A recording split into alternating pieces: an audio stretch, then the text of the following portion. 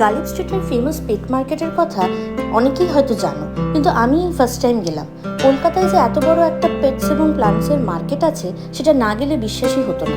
গিয়ে ফার্স্টেই চোখে পড়বে এই ডিফারেন্ট স্পিসিসের কালারফুল বার্ডসগুলো। বেশিরভাগের নামই আমি জানি না, শুধু বদ্রি, কাকাতুয়া, পায়রা, লাভ বার্ডস এদেরকে চিনতে পারলাম।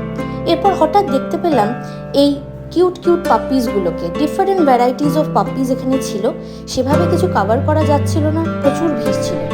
আর ছিল র্যাবিট, গিনিপিগস, ক্যাটস। এরপরে চলে আসলাম এই অ্যাকোরিয়াম সেকশনে।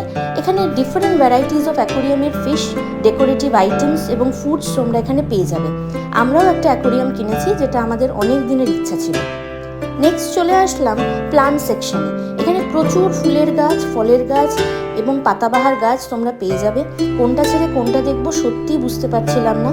এই হাটটা প্রতি রবিবার সকাল 6টা থেকে বিকেল 6টা অবধি হয়। আমি বলবো ভোরের দিকে যেতে।